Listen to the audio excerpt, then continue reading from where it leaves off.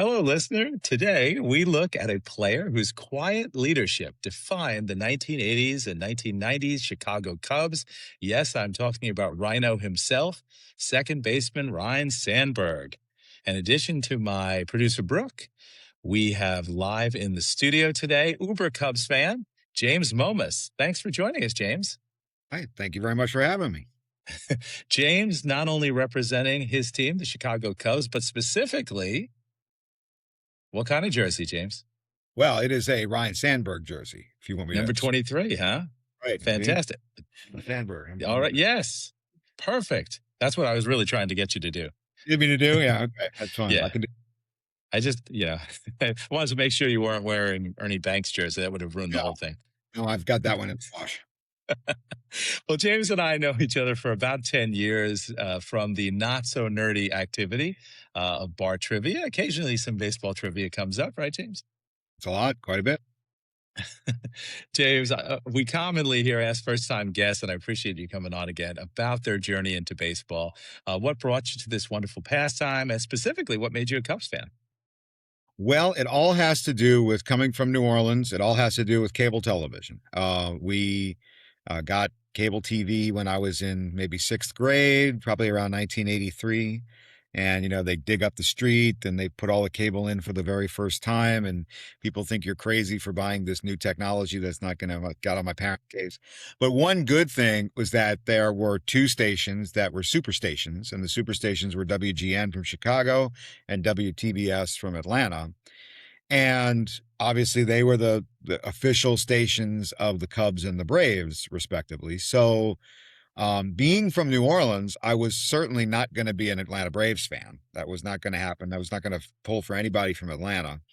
You already had bias against the Falcons there, so you weren't going to jump on the Braves bandwagon. I'll let you say those F words. I'm not going to those.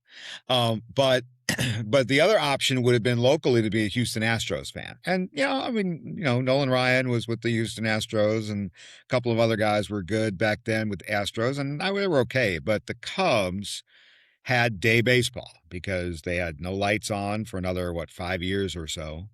So yeah, 1988, right? Yeah, right. So they, when we would come home from school in the afternoon, usually if the Cubs were at home, they would be on, and maybe the fourth or fifth inning, and we'd be able to watch the rest of the game.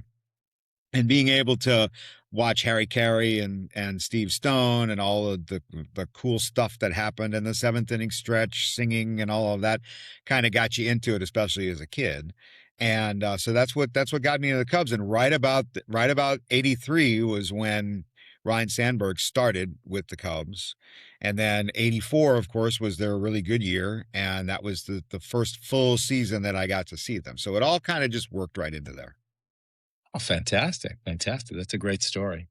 Yeah, I mean, it's always interesting when someone's not local to a team, how they get into it. Hello and welcome to Fungos and Fastballs, the podcast of baseball history and trivia. I'm your host, Jerry Dines. Let's jump into today's episode. Well, James, we want to focus today on your favorite player, as you said, Ryne Sandberg, and what you remember of him. And you said you started in the 80s, and as you said, that's around the time he came to the Cubs from Philadelphia, right? Phillies. Yeah. And I mean, I don't know if you're going to say it, James, but I mean, we'll go into his slight backstory, like Sure. any superhero. Born in Spokane, Washington in '59. His father was a mortician, which is I found kind of interesting.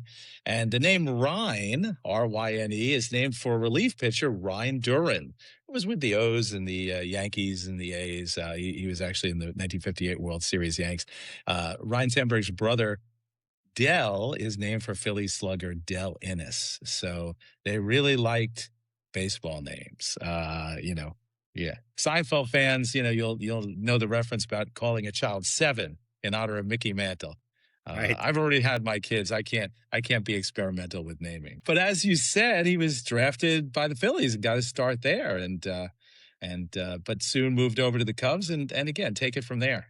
And he was actually going to be a quarterback because he played football for he was going to go to Washington State, and then when he got drafted, then he decided that he wasn't going to go to Washington State. So it ended up turning out to be a great deal for him. And if I remember correctly, when he was with the Phillies, they were gonna replace shortstop Larry Boa with him. He was going to be the heir apparent to Larry Boa, and of course that didn't work out. He ended up playing second base. And the funny thing is, in 1983, when he came to the Cubs, he came over to the Cubs with Larry Boa. So he and Larry Boa came to the Cubs together.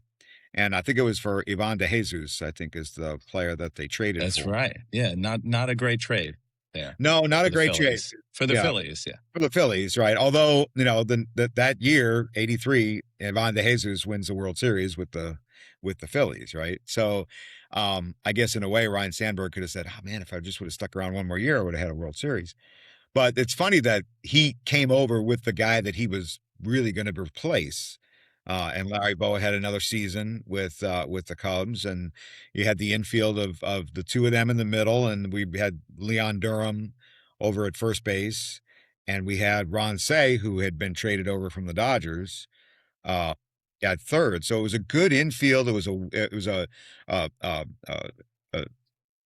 I guess a powerful infield, a very good defensive infield, and obviously Ryne Sandberg is primarily known for his defense. So it worked out really well, I think, in the long run, not only for the 83 season, but then definitely when 84 rolled around.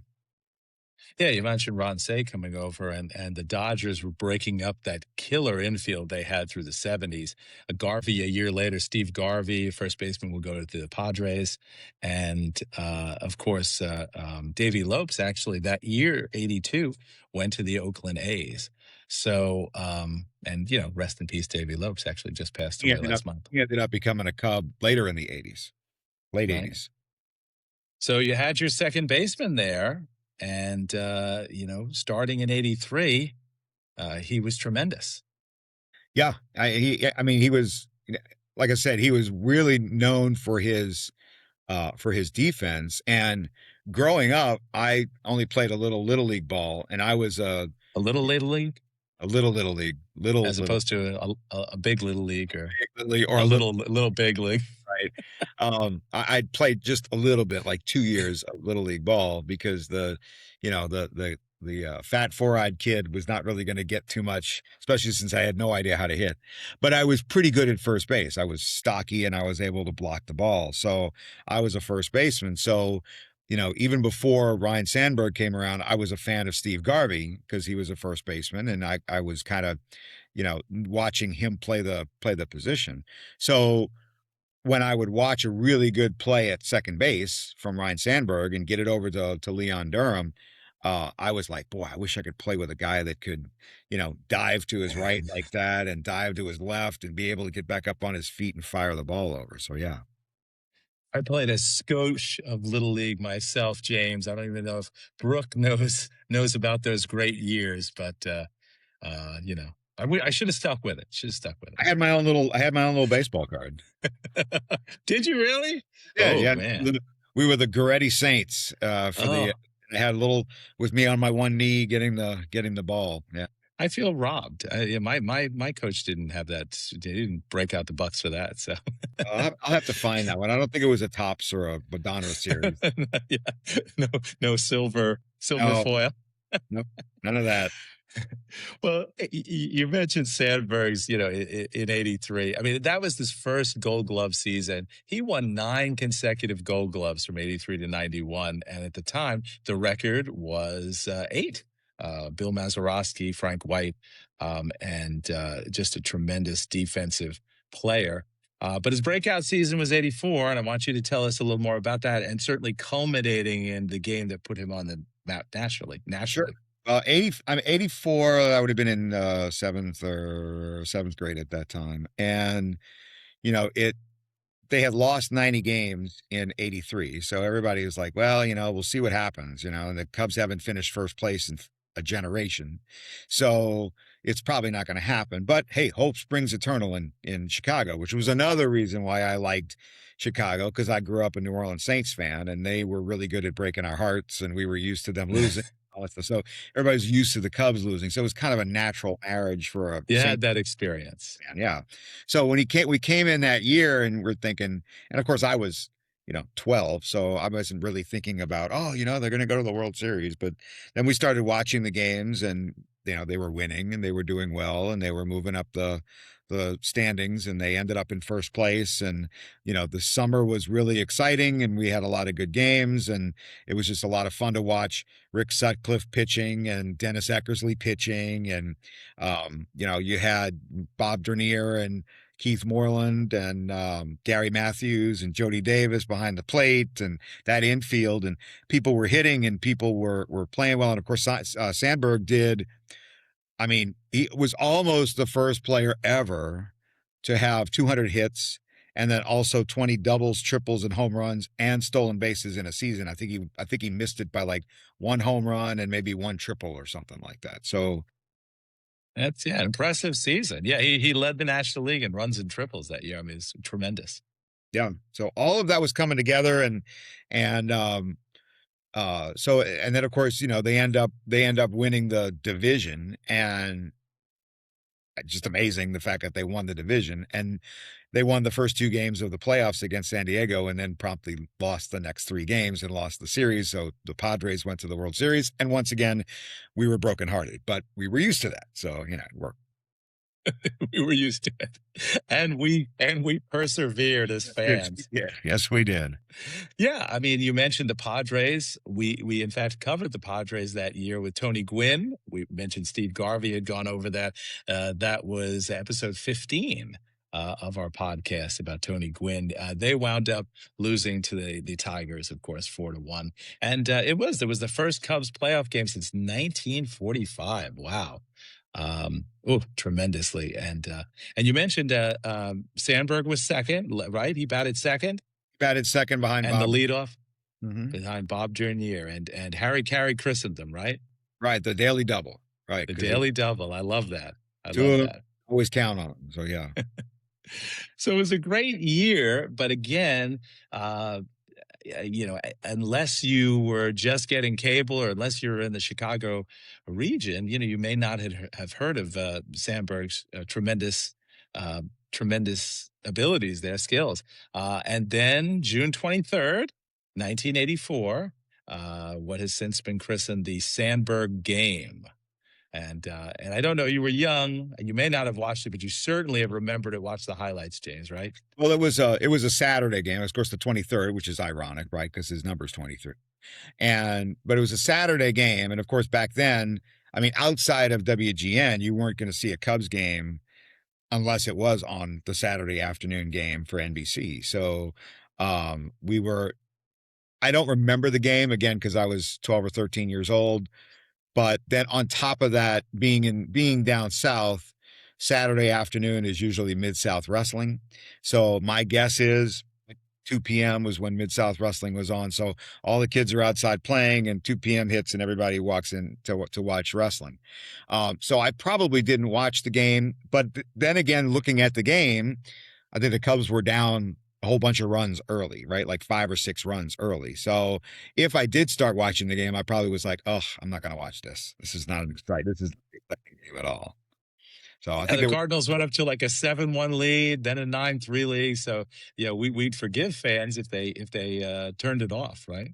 Right, turned off, and then they end up missing 2 incredibly great things. First of all was Willie McGee for the Cardinals hitting for the cycle, which is really what the game should have been known for. It's sad. Yeah, the Willie McGee game. Right. Poor Willie McGee. Right. I have sent you a copy of Harry Caray, the call that day. I want you to read it in your best Harry Caray, the longstanding announcer of the Cubs, his style. I want you to do your best Frank Caliendo, older people, Rich Little. I don't know who the younger impressionists are these days. Well, they say Will does a good one, but Will Ferrell's is pretty lame. But I think I can do an impersonation of Frank Caliendo doing an impersonation of Harry Caray. You're better than Will Ferrell? I think I'm better than Will Ferrell. We'll have to see. In all fairness, Will Ferrell doesn't have time to practice his impersonations because he drums for the Red Hot Chili Peppers. That's They very look, true. Yes. they look alike. All Yes. right, give it. Okay, I'll give it do a it. shot. I'll do it, and then you can always, listeners, viewers, you can always respond and let me know how good or bad it is. All right, let's see. Holy cow! Listen to this crowd. Everybody's going bananas. What would be the odds if I told you that twice Sandberg would hit home runs off Bruce Sutter? Awesome. I love it. Thank you. I love it. Nice and loud. Good job. Good job. Very good. Very good. So no, great. And you're right. I mean, Harry Caray is right, and James is right. I mean, the closer, for the Cards was Bruce Sutter. He's a Hall of Famer now. He had a league leading 45 saves that season, and so no one expected, again, least of all Sandberg, to get 2 home runs off him in crucial time. Right, this little slight second baseman to come in and down a run, barely in the league. He's probably his second season, because he started in '83, so it'd be second season. And so here he is. He hits a home run to make it 9-9 in the 9th, and then the Cubs get down 2 runs in the 10th inning, so now it's 11-9, and he hits a 2-run homer there in the 10th inning. And I mean, that's against Bruce Sutter, who, was locked down. He was locked down. He was Trevor Hoffman before Trevor Hoffman. Yeah. On NBC, national TV. I love the quote, to put it in perspective, because Chicago is known for its number 23 jersey numbers, as you know. But Bob Costas, who called the game, he points out, Michael Jordan began with the Bulls in the fall of 1984. And he says, Costas says, quote, in the summer of '84, number 23 in Chicago meant Ryne Sandberg. Absolutely. Absolutely. In fact, I've heard people say, well, Jordan picked 23 because the biggest name at the time was Ryne Sandberg. That's great. That's great. I love that. Love that story. So after that, the Cubs would make the playoffs again, right? In '89? Yeah, they would make it in '89, and again, it was another one of those heartbreaking things. They took on the Giants, and Matt Williams. Yeah. I ended up liking Matt Williams later because I became I liked the Diamondbacks when I lived in Arizona, right when the Diamondbacks were coming up. So I liked Matt Williams after the Diamondbacks started, but for the 8 or 9 years before that, I hated Matt Williams, and it was mainly because of the playoff series in '89. So yeah, the Cubs got eliminated by the Giants. The Giants would eventually lose to the A's 4-0 in the Earthquake series. Right. Right. Which we have to do an episode on that, Brooke. Definitely. I've got it. I promise. One of those things it's one of those sports moments where I remember I was a freshman in college, and I was in a computer lab, the guy looking over all the kids with their HP computers, and I had brought a teeny little black and white TV so I could watch the first game of the World Series, and I end up watching the big news of the earthquake. Yeah, that was pretty crazy. I mean, I don't know, would the Cubs have done any better against the A's? Probably not, because the A's had former Cub Dennis Eckersley as their club. And boy, they were a tough team. Oh, we got some crossover here. Now we have to do an episode. Right. Well, we talked about Bruce Sutter, and Bruce Sutter was a Cub too. So there's a lot of Davey Lopes and all these other people. There's a whole lot of crossovers. Well, in 1990, Sandberg would lead the National League in home runs with 40.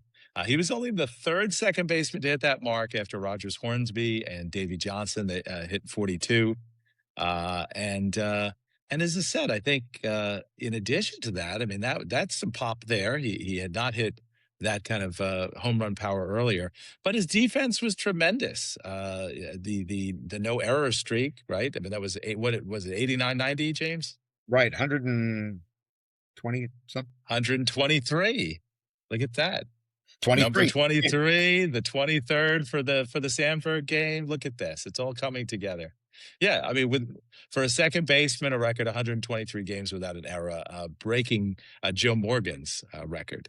And then you might have been watching wrestling back for the Sandberg game, but did you tune into the home run derby in 1990, James? Oh, right. At home. I mean, nobody is going to win that other than Ryne Sandberg in Wrigley Field. Because, he knew he knew, where's the wind blowing, because if the wind's blowing to right, then I know where to hit it. And the wind's swirling, and who knows, man, I don't remember if the wind was swirling that night or whatever, but he just happened to know where everything was. And yeah, winning the home run derby at home is the best of all things, I think. Yeah, that is fantastic. So he continued, I think I'm going to borrow from Costas again. I mean, Costas called him a flawless more than a spectacular player. And in most cases, that's it. He was a workman. He fit the Chicago personality a lot. People loved him. Just a quiet confidence. But didn't do so great. As we get into the 90s, and he decides to retire in 1994. He was hitting 238. That was his career low. And that's not the end of him, right? No, he ended up coming back. Now, I'll be in full honesty. In 94 was the strike year. And that year that we lost the World Series to the strike. And I got super bitter about that. I thought the Expos lost the World Series to the strike. Well, the Expos did lose the World Series to the strike. That's very true. There's a debate. They're right. And Tony Gwynn, lost his chance at 400 to the... Tony Gwynn again. Yes, 6 degrees right. of fungos and fastballs. Yeah. So I was really, really bitter, and I swore baseball off after that. So like 95 through the time I moved to Arizona in 95, and probably until the Diamondbacks were born, I didn't follow baseball much at all. So like 94 to 98, I wasn't watching any of it, and I knew that he had retired, but I knew that he came back, a couple of years later to kind of finish up. Yeah, and finally retired in 1997. So you weren't alone, James, in your moving away from baseball with that 94 strike, huh? No, I certainly was. And a lot of my friends were like, I'm not even, watching the standings anymore. My brother was one of those original fantasy baseball guys where they would look in the newspaper every day and write down their own stats. And he wasn't even participating in drafts those years. So yeah, it was a tough time. So Sandberg retires, and his number 23 is retired by the Cubs, of course. And James, man, we're really putting James through the ringer today. Next, see, James is a trivia host, so it's good for me to flip the tables on him. And hopefully he won't complain to me like I complained to him about the questions. Well, James, your quote, halftime trivia. The Cubs have retired 7 total numbers. We mentioned Sandberg, of course, Jackie Robinson. Like every team has retired. So can you name the other 5? Okay. You don't have to name the numbers. Just I'm looking at the flags on the flagpoles at Wrigley Field, and I can envision. Where? I can. In your mind. In my mind, yes. Does that happen often? Yeah. I can envision Ernie Banks as number 14. Ernie Banks. I can envision Billy Williams as number 20. I think. Ding, ding, ding. 26. 26. Okay, 26. Yeah. Greg Maddux is 31. Greg Maddux, very true. Greg Maddux, I would not have gotten Greg Maddux, of course. Soon after went to the Braves. In the 90s, but yeah, it retired there. But yes, Greg Maddux, very good. So 2 more. 2 more. Would Ron Santo be on there? Ron Santo, number 10, very good. Oh. And I was going to say number 10, so that's good. I was only off on one number, 26. So I would have thought James would have gotten this next one after Ernie Banks, but big name. Wow. Andre Dawson. Long name. Oh, long name. Ferguson Jenkins. Ferguson Jenkins. Excellent. Well done. Kudos to you, sir. That will be a halftime question probably next week. That will be. Oh, we're going to go there. Ryne Sandberg was elected to the Hall of Fame Cooperstown in 2005. I think it was the 3rd ballot where he got 76.2%. You have to get over 75. And I love this line from his Hall of Fame speech. He says, the name on the front of the jersey is more important than the name on the back. And I think that just fits him. Absolutely. Have you seen his statue in Gallagher Way outside Wrigley Field? Well, they just unveiled that statue 2 years ago. Yeah, 2024. We were going to go that weekend, and unfortunately, some tragic stuff happened in the family, and we weren't able to go that weekend. But I'm still planning on going back this season. I've already got a couple of ideas as when I can get out to Wrigley. It's been way too long. I think it's probably been 7 or 8 years since I've been out to Wrigley. So I've got a friend who actually is passing through Chicago, and I said, well, if you've never been to a Cubs game, then let me be the one to take you to your first Cubs game. So I'm really trying to work that out. Oh, that's wonderful. Yeah, they unveiled it on the 40th anniversary of the Sandberg Game, so June 23rd, 2024. And it joins... I watched it on television, or it's marquee now. It's not to be a GN, but yeah, I watched the whole thing. And those statues joined Santo, Banks, Williams, and Jenkins there, the statues. So Sandberg would manage for a little while. He wound up managing his original team, the Phillies, from 2013 to 2015. And then sadly developed metastatic prostate cancer and seemed like he was beating it. He was deemed cancer-free, but then it came back and just passed away last year, last July at age 65. So, I mean, just far too young. We were glad that he was there for the unveiling of the statue. That was really good. And because I think, if I remember correctly, it wasn't long before the unveiling that he had announced that it had come back. So I think it was probably about a year after he announced it that he passed. Yeah. And really the next, just a few days later, every Cubs player, of course, wore number 23. So that was great. So that was moving. That was a very emotional game for everybody. I was wearing this one. These biographies are always great, but unfortunately, because we deal with older players or players who passed on, I never like to end on that final note. But so, James, any other great memories, thoughts about this player, your favorite?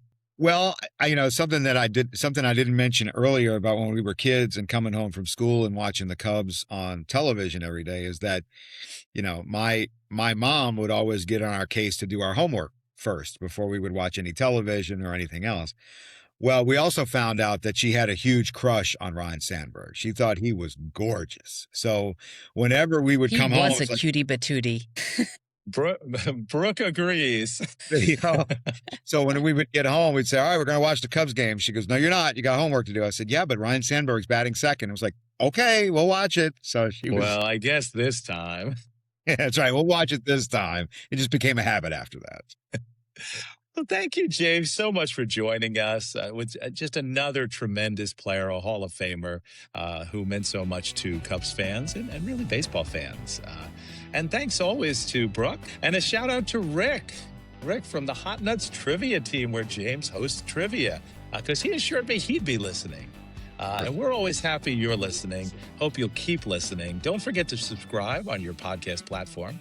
Heading back to the locker room, this is Jerry Dines with Fungos and Fastballs.